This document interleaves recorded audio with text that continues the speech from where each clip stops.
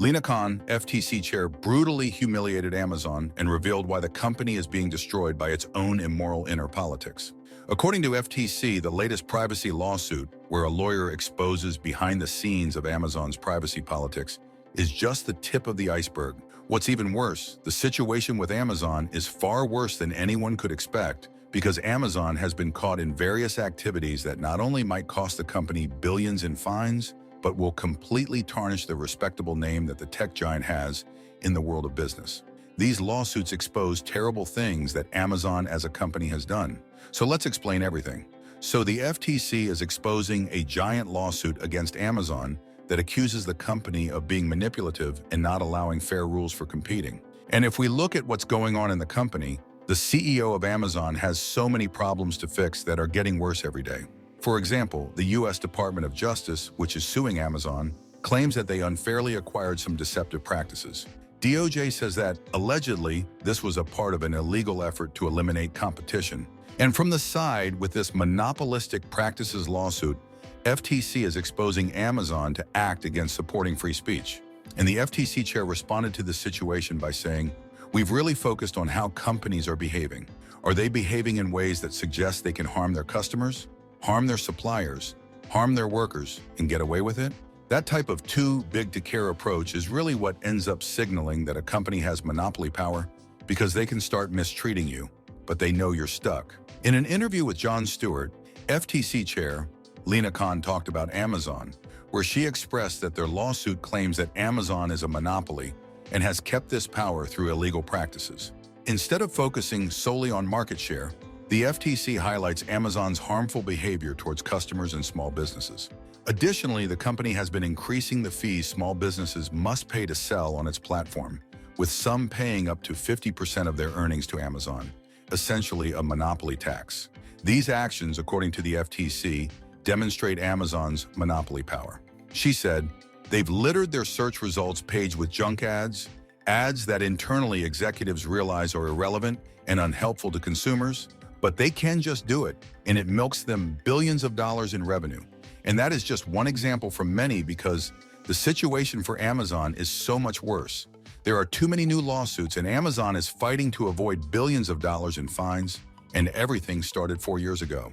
That's when in 2020, the European Commission launched a major antitrust investigation into Amazon, focusing on the company's use of data from third-party sellers to benefit its own retail operations. Amazon operates both as a marketplace for independent sellers and as a retailer, which has raised concerns about the fairness of competition on the platform. The investigation aimed to determine if Amazon's dual role allowed it to gain an unfair competitive advantage by using non-public seller data to make business decisions that disadvantage competitors, such as launching competing products and manipulating search results to favor its own products. Margrethe Vestager, the European Commissioner for Competition, was at the forefront of the investigation. She emphasized the importance of maintaining a level playing field in online markets, stating, "We must ensure that large online platforms do not eliminate competition with their market power.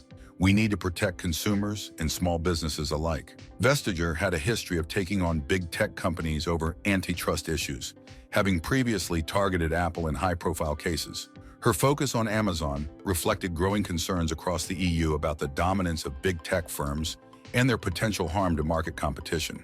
One of the key aspects under investigation was Amazon's alleged use of sensitive business data collected from its marketplace sellers to develop its own competing products.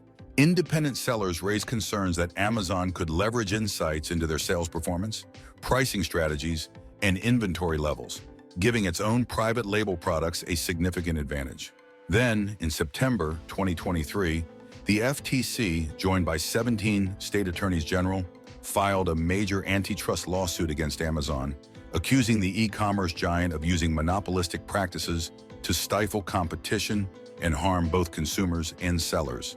This lawsuit is a significant escalation in the government's ongoing scrutiny of large tech companies, marking one of the most comprehensive legal challenges Amazon has faced.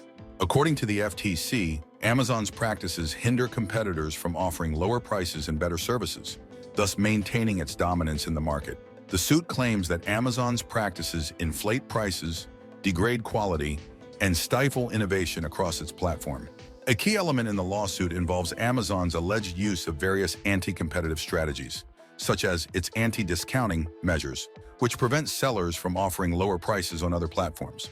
Additionally, the FTC's complaint mentions Amazon's former use of Project Nessie, an algorithm that reportedly allowed the company to manipulate prices by raising them when competitors were likely to follow.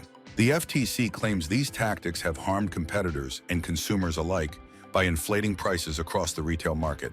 FTC Chair Lina Khan, a longtime critic of Amazon's market dominance, emphasized that these practices block competition and prevent other companies from fairly competing in the market. In response to these accusations, Amazon has strongly denied any wrongdoing. The company argues that its practices have led to lower prices, better selection, and faster delivery for customers.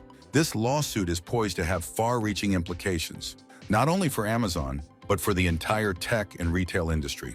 Should the FTC succeed, it could lead to a restructuring of Amazon's business model, affecting the way it interacts with both consumers and third-party sellers. Then, in June 2023, the FTC filed a lawsuit against Amazon, accusing the company of deceptive practices related to its Amazon Prime subscription service.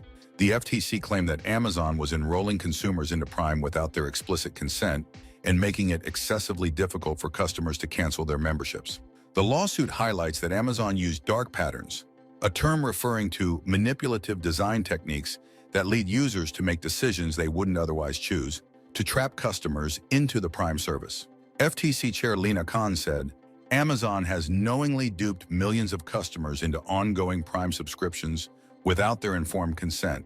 A significant issue in the lawsuit revolves around the complexity of Amazon's Prime cancellation process. According to the FTC, Amazon intentionally created a multi-step, convoluted process to dissuade customers from canceling their subscriptions. The agency described how customers were forced to go through several pages and options, often being presented with offers and other obstacles designed to confuse and retain them. Samuel Levine, director of the FTC's Bureau of Consumer Protection, noted that Amazon's practices violate consumer trust by imposing unnecessary hurdles that frustrate efforts to cancel memberships. Amazon, on the other hand, refuted the FTC's allegations, asserting that its enrollment and cancellation processes are straightforward and transparent. And in 2024, a federal judge has allowed the FTC to move forward with its important antitrust lawsuit against Amazon. However, the judge gave Amazon a small win by dismissing a few claims made by some states involved in the case. The ruling made by Judge John H. Chun last week and made public on Monday is a big loss for Amazon, which has been trying to get the case dismissed for months.